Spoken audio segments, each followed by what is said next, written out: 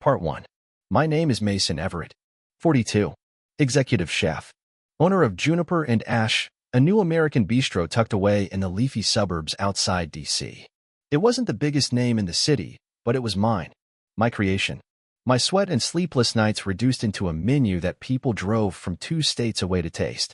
My wife, Erin, was the marketing director for one of those sprawling nonprofits that threw $500 a plate charity galas for causes they could barely spell.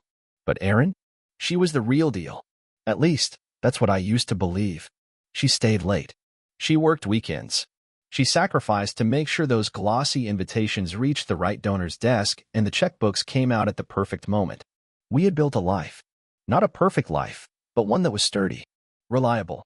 A beautiful, restored craftsman home in Bethesda. 2 rescue dogs that acted like they ran the place. Friends who hosted casual dinner parties where the biggest scandal was someone bringing a store-bought dessert. I used to think we were unbreakable. But then the cracks began. It started small. A late night at work here. An extra gala there. Perfectly reasonable. We were both professionals. We understood the hustle. But somewhere between reasonable and routine, the late nights became the norm, not the exception. She began changing the way she dressed. Gone were the quirky, colorful blazers and ballet flats that had made her look like a woman from a lifestyle magazine spread about effortlessly chic suburban moms.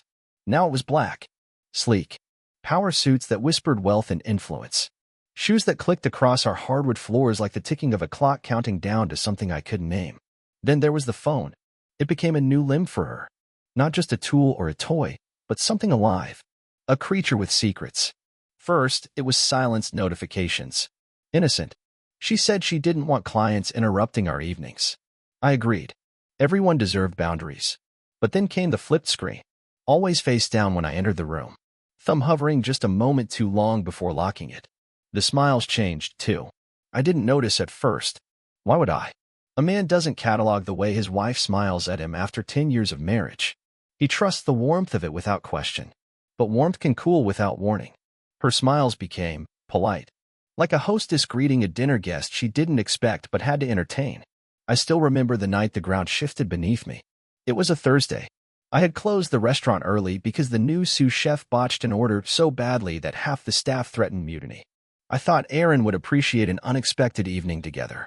I grabbed takeout from the Thai place she loved, the one where the owner always added extra peanut sauce because Erin had once raved about it. When I walked through the door, the house was quiet. No TV. No music. Even the dogs were absent, probably curled up somewhere. Her heels were by the stairs. Her coat draped neatly over the banister. I called out to her. No answer. I found her upstairs, sitting on the edge of our bed, still dressed in her sharp, black suit. The phone was in her lap, screen glowing. I brought dinner, I said, holding up the bag like an offering. She glanced up, smiled that polite, distant smile. I'm not hungry. Big event tomorrow. Just trying to get everything sorted. I nodded, pretending that didn't sting. Everything okay? Just work? Nothing you need to worry about. That was the first time she said those words to me. Nothing you need to worry about. As if my role in her life had quietly shifted from partner to observer. That night, after she finally put the phone down and turned off the light, I lay awake, staring at the ceiling. The dog snored softly at the foot of the bed, oblivious. Erin's breathing evened out as she drifted to sleep. But my mind raced. I told myself it was nothing. Just stress. Busy season. Every couple goes through it. But when you cook for a living, you learn to trust your instincts. You can feel when the sauce is broken before you see it. You can smell when something's starting to burn before the smoke appears. Something in my marriage had started to burn. The next morning, she left early. A kiss on the cheek, her lips cold from the winter air. Don't wait up, she said, grabbing a garment bag I hadn't seen before. Inside was a gown. Dark green. Elegant. Not the kind of thing she usually wore to fundraisers. I watched from the window as she pulled out of the driveway. She drove her old Lexus, even though I knew the nonprofit provided a newer, flashier vehicle for executives. That struck me as odd, but not enough to question it. By noon, I was back in the restaurant, losing myself in orders and prep lists. My staff noticed I was quieter than usual, more focused. I told them I was just tired, but my mind wasn't on the lunch rush. It was on the phone. The silence. The change in her eyes. That evening, as I prepped for the dinner service, my general manager, Luis, found me in the walk-in fridge. Hey, boss. Everything good? I forced a smile. Just tired. Aaron's got another big event tonight. He hesitated. If you ever need to bail early, we can cover. I nodded, grateful for the offer, but knowing I wouldn't take it. Work was the one place where the cracks hadn't spread. When I got home that night, Erin was already asleep. Her gown hung neatly on the back of the closet door. I traced the fabric with my fingers, noting a faint scent. Not perfume. Not wine. Cologne. A brand I didn't wear. I stood there in the dark, the weight of realization settling on my chest like a stone. Something was wrong. I could feel it. And for the first time in my life, I didn't trust the woman I had built my world around. Part 2. The thing about doubt is, once it sets in, it grows roots. Deep ones. You stop trusting the little things, the familiar sounds, the routines, even your own memory. By the following Monday, the scent of that unfamiliar cologne still haunted me. I tried to shake it off, rationalize it, but my gut wouldn't let it go. That morning, Erin left before sunrise, claiming she had to finalize a sponsorship package for an upcoming fundraiser. I watched her drive away, the taillights vanishing into the early mist. I wasn't due at the restaurant until noon, which gave me time. I went upstairs and opened her closet. Not to snoop, at least that's what I told myself, but to make sense of what felt senseless. I wasn't sure what I was looking for. Maybe proof that I was overreacting. Instead, I found a shoebox on the top shelf. Inside, receipts. Dozens of them. Hotels. Restaurants. Upscale boutiques. Nothing unusual, perhaps, until I noticed the pattern. The same hotel name kept appearing. The Eaton. Not the kind of place you stayed for a quick work meeting or an overnight fundraiser. It was the type of hotel where politicians hosted discreet affairs or lobbyists entertained special guests. The dates on the receipts? Weeknights. Times when Erin was supposed to be working late at the office or attending events. But the worst part wasn't the receipts. It was the handwritten notes folded among them. Simple things. Friday confirmed. 7 o'clock. Use the side entrance. Gala after party, same room. No names. Just times and instructions. My throat tightened. My first instinct was to confront her immediately. But instinct had gotten me into this mess, trusting without question, assuming without verifying. I needed to be sure. At the restaurant that afternoon, between prep and lunch service, I took a quiet moment in my office. Erin's phone plan was bundled with mine. I logged into the online portal. Text records. Hundreds of them. Many were routine. Her staff. Her board members. A few friends. But one number stood out. Repeated texts. Odd timing. Late nights. Early mornings. The contact was labeled simply as Ford. Not a common name. And not just any name in D.C. circles. Congressman Nathan Ford. I pulled up his profile on the nonprofit's website. Sure enough, he sat on the advisory board. Smiling. Polished. The kind of man who wore tailored suits and had a reputation for being devoted to community causes. The next day, while Erin was out, I tried calling the number. It went a voicemail.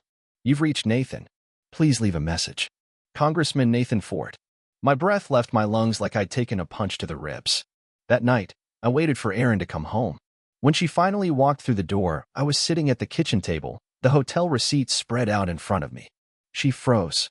Just for a second. Her eyes darted to the papers, then back to me. What's this? She asked, voice carefully neutral. I should be asking you that. She dropped her purse on the counter and crossed her arms. Mason, you've obviously been going through my things. This is a violation of privacy. Who is Ford? I asked flatly.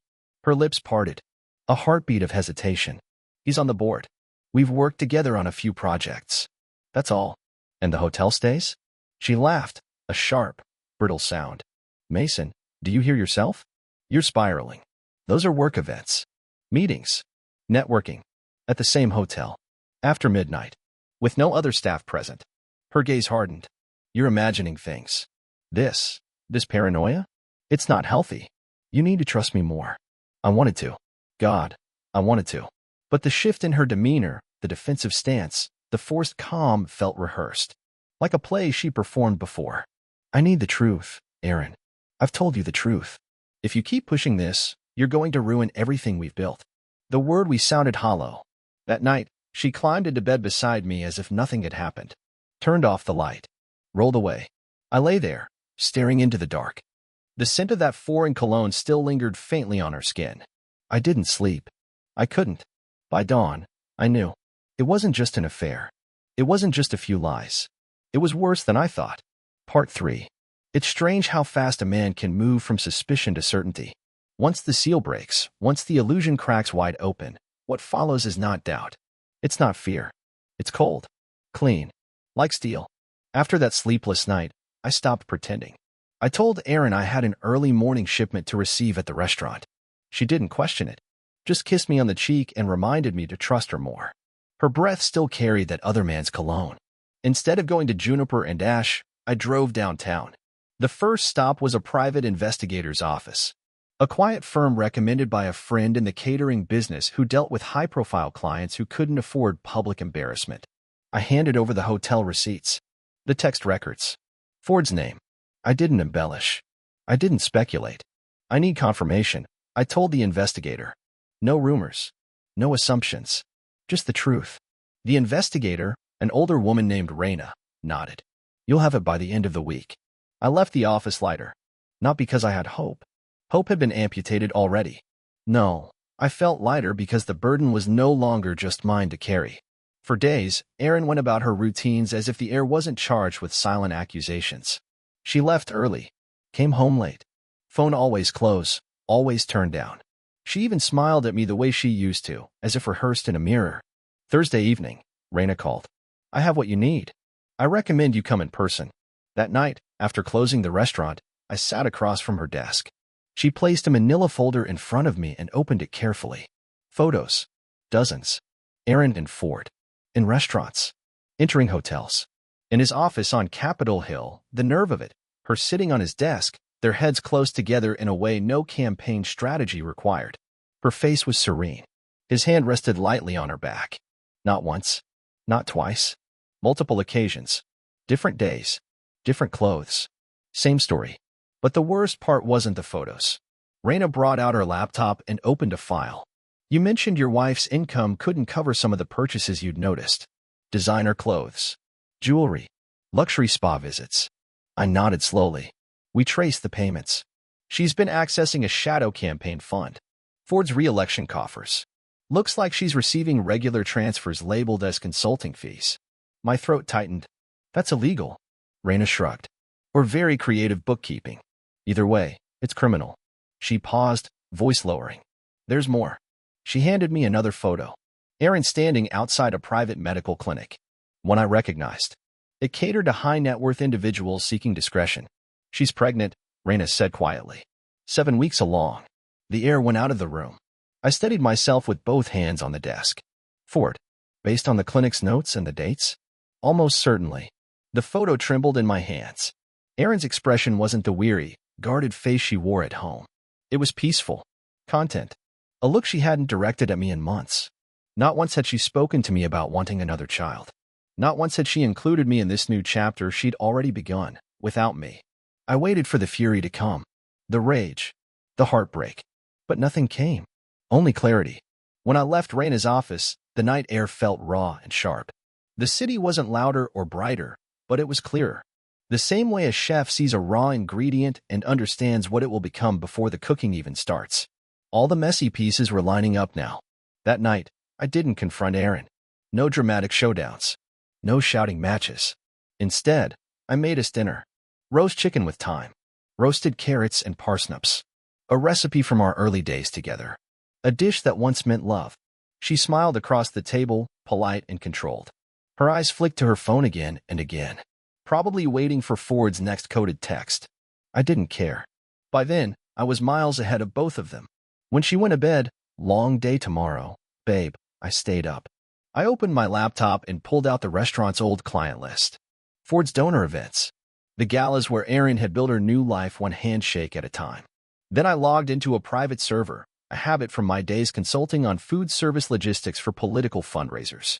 A habit she'd forgotten I had. I cross-referenced names, dates, patterns. Not just Ford. Not just Erin. There were others. Staffers. Donors. Members of Erin's family covering for her movements. One name, in particular, made my breath stop. Her father. A retired deputy chief of police. He wasn't just turning a blind eye. He was helping cover her tracks. The betrayal ran deeper than I'd imagined. I wasn't thinking about divorce. Not yet. Divorce was too clean, too simple. No, they had underestimated me, treated me like a quiet, pliable husband. The man who knew how to caramelize onions but not how to wield power. They thought betrayal would break me, but I had spent years in kitchens where pressure either forged you or crushed you. I wouldn't be crushed. By dawn, while Aaron slept peacefully beside me, I already had the first draft of my plan. This wouldn't be a scandal. Not yet. This would be a reckoning. Part 4. It wasn't anger anymore. It was discipline. Cold. Focused. The kind of discipline a man learns when he's running a kitchen during a Saturday night dinner rush with 200 covers and a line full of green cooks ready to fold under pressure. While Aaron slept, I laid the groundwork. My plan wasn't about rage. Rage was loud. Sloppy. I needed precision. And precision required patience. I started with her father, Deputy Chief Thomas Calloway. Retired, but still carrying the weight of his badge in every conversation, every favor, every cover story he fed to the people who might have otherwise asked questions. Text messages confirmed he'd been intercepting inquiries from local police, creating alibis for Aaron's late-night absences, explaining away anonymous tips, shifting blame when rumors surfaced. My daughter's under a lot of pressure. She's working for the Congressman's campaign. People misinterpret things. He wasn't just a passive enabler. He was a co-conspirator. And now, he was my greatest asset. Not because I trusted him, but because every shield he'd erected around his daughter and her lover would soon become the very net that trapped them. I arranged a meeting with a former restaurant client, Wesley Pike, a political consultant whose Rolodex made senators sweat. We met at a quiet Georgetown cafe under the pretense of catering his upcoming charity event. Over coffee, I slipped him the story. Not the whole story. Just the juiciest fragments. I hear Ford's wife is asking around, I said casually, eyes on my espresso. Apparently, she's wondering why her husband's finance reports have some unusual consulting payments, and why Aaron's been visiting a particular clinic. I didn't elaborate. I didn't need to. Wesley's eyes sharpened. She's pregnant? I just gave a small, measured shrug. You didn't hear it from me. That was all it took. The gala was 3 nights away. A re-election kickoff event for Congressman Ford, hosted at a riverside venue dripping in gold accents and political ambition. Aaron was set to coordinate the media coverage. Smiling, polished, unassailable. Or so she thought. That afternoon, I made discreet calls to 4 journalists I knew through years of working fundraisers. I didn't hand them the scandal. No, that would have been reckless. Instead, I asked harmless questions. Hey, is it true Ford's campaign finances are under review? Any truth to the rumors about his wife hiring a private investigator? By the way, did you hear about the pregnancy whispers? Crazy stuff. I wasn't giving them answers. I was giving them breadcrumbs. Journalists love breadcrumbs. By the time the gala arrived, the undercurrent was electric. You could feel it in the air, the way seasoned politicians glanced at each other, quietly scanning for confirmation without daring to ask outright. I arrived in a tailored navy suit. Not as a broken husband. Not as a man nursing wounds. As a storm walking into a room full of paper houses. The press event began as planned. Ford took the stage. Aaron stood to the side, clipboard in hand, her professional smile as flawless as ever. She didn't see me at first, but her father did. Deputy Chief Calloway's face tightened. His lips pressed into a thin line. He started moving toward me, but I simply nodded. A silent gesture that told him, too late. I moved through the crowd, quiet as a shadow. I didn't need a microphone. My message had already been seeded. I drifted from one donor to another, shaking hands, smiling, dropping the same subtle, loaded question at each turn. Did you hear? Ford's wife might know about the pregnancy. Each person reacted the same way. A sharp glance toward the congressman. A quick recalibration of alliances. By the time the speeches ended and the champagne began flowing, the ripple had become a wave. Ford looked uneasy. His usual political grin faltered at the edges. Aaron noticed. She leaned in, whispered something to him. He shook his head, jaw tight. Her father circled the room like a watchdog. His posture wasn't protective anymore. It was defensive. He knew. The whisper campaign was working. I watched as Ford's chief of staff pulled him aside. As Aaron's phone lit up again and again with text she tried to ignore. As the event's tone shifted from triumphant to tense. It wasn't just about the affair anymore. It was about betrayal, financial impropriety, a child conceived in deception, and the knowledge that the political sharks already smelled blood in the water. I didn't stay for the unraveling. That wasn't my role. I had struck the match. The fire would burn without me. I left through the side entrance, the same one Aaron and Ford had once used for their trysts. The irony wasn't lost on me. Outside, the night air was cool. Clean. I didn't look back. Let Aaron's father scramble to contain the fallout. Let Ford's staff try to plug the leaks. The reckoning had begun, and I was already moving on to the next phase. Part 5. The scandal burned hotter than even I anticipated. By Monday morning, Ford's office denied everything. By Tuesday, his wife had filed for separation. By Friday, 2 donors pulled out of his re-election campaign. Aaron was named, obliquely at first, in 3 political blogs, then explicitly by a national paper. The board at her nonprofit placed her on administrative leave. By the end of the month, she had moved out of the Bethesda house. I didn't stop her. I didn't say a word.